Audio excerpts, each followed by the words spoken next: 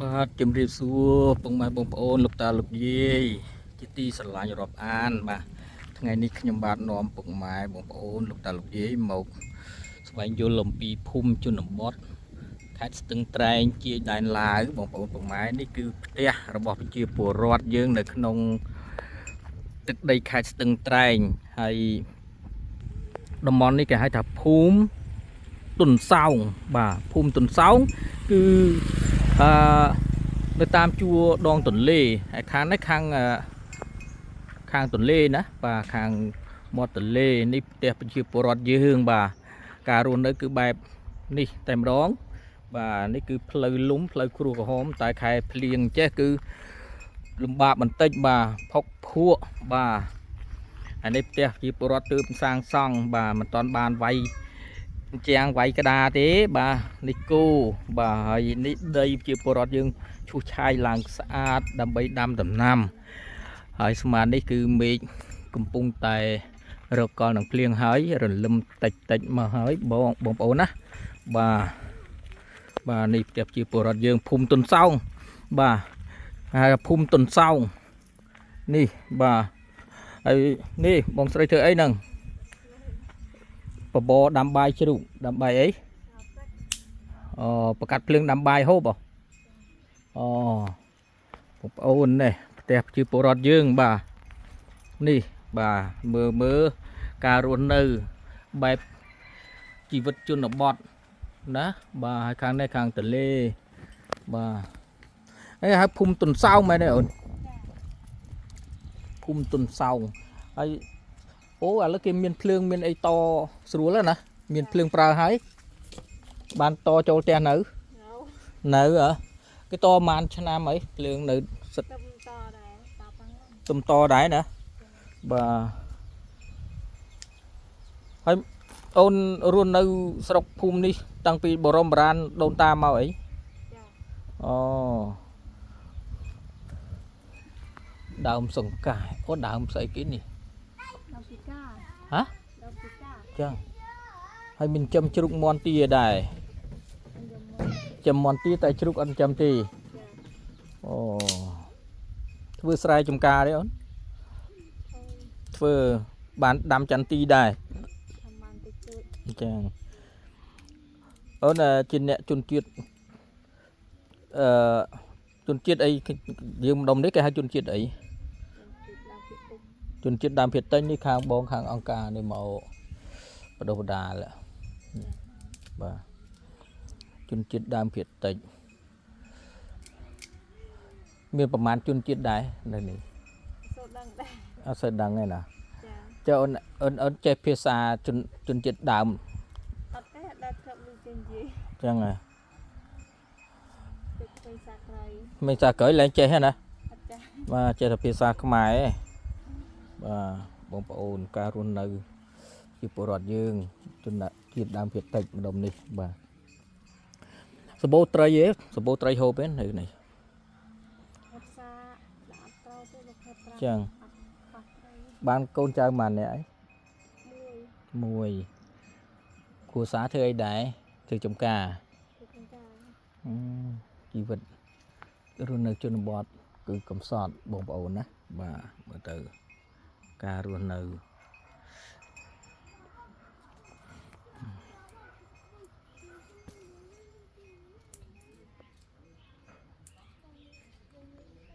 បានរៀនណាអូនចូលរៀនចូលអីថ្នាក់បឋមបាទ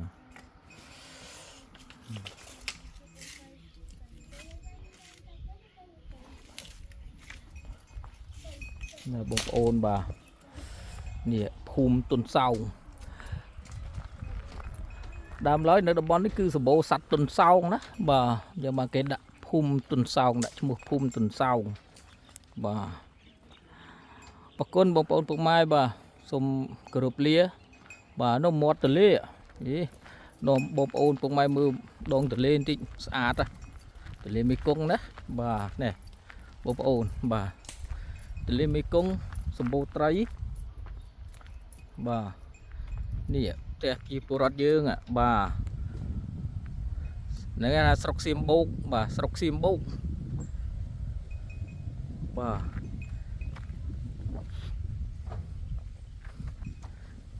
មានភ្លើងប្រើហើយនេះបាទបកគោភ្លើងមានប្រើហើយក៏ប៉ុន្តែជាពលរដ្ឋយើងខ្លះគាត់នៅខ្សត់ខ្សោយគាត់ក៏មិនទាន់មានទ្រព្យធនធានដើម្បីលុយកាក់ដើម្បីតភ្លើងចូលប្រើផងដែរបាទអញ្ចឹងមានតែអ្នកដែលគេធូធាទេបាទអរគុណបងប្អូនពុកម៉ែបាទសូមបង្ហាញតែប៉ុណ្ណេះបាទហេបាទអរគុណបងប្អូនពុកម៉ែណាឥឡូវដើរទៅមើលតិចទៀតបាទមើលជាពលរដ្ឋយើងបាទមើលជាពលរដ្ឋយើងនៅតំបន់នេះមើល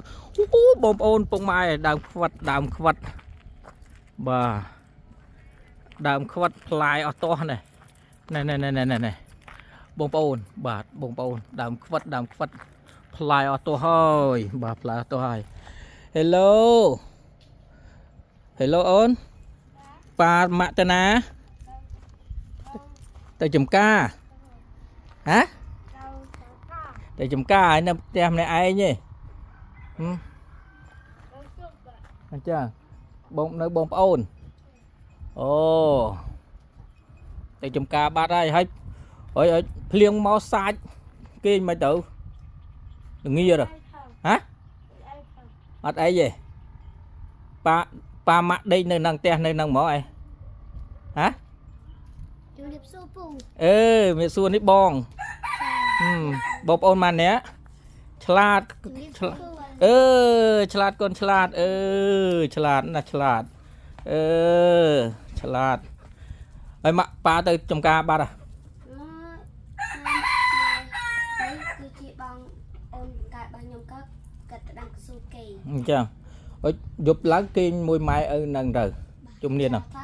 សាចទៅអូសាចទៅល្ងានាំវាអោបគ្នាទៅដល់ភួយហ៎ណែពួកឲ្យលុយម្នាក់ពាន់ចាយណា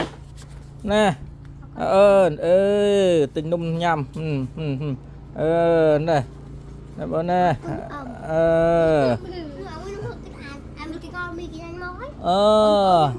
បងប្អូនទាំងអស់ណាចែកនេះចុះនោះណែនោះអូនឲ្យអូនទៀតទូនោះទៅឲ្យនោះអូនខាប់ភ្លឹងសាច់មកបាំងអានេះទៅកូនអូដើមគាត់ផ្លាយដល់ណាអូដើមគាត់អីផ្លាយយ៉ាងនេះណែទុំនៅខ្ចីតាមុនទៅវីដេអូធំទៅចាជ្រុះមកក៏ធ្លាក់បាយចាក់បានហូបបានអូថាទៅវាទុំក៏បានហូបហើយម៉ាក់ប៉ាហៅត្រីហៅអីយកមកហូបយ៉ាងសម្បូរហ៎ត្រីនៅនេះសម្បូរខ្លះទៅញប់ដល់ខ្លះទៅគេឃើញកពើនៅអូនឡងឃើញកពើទៀតអូកពើនៅកំពង់ខាងក្រោមក៏មានចឹង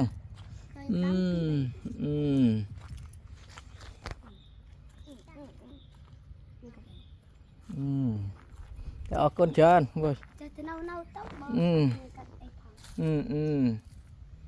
បងប្អូនជាពលរដ្ឋយើងណាបើរស់នៅតាមបែបនេះណាការរស់នៅជីវិតជនបទគឺបែបហ្នឹងបងប្អូនណាបាទអរគុណ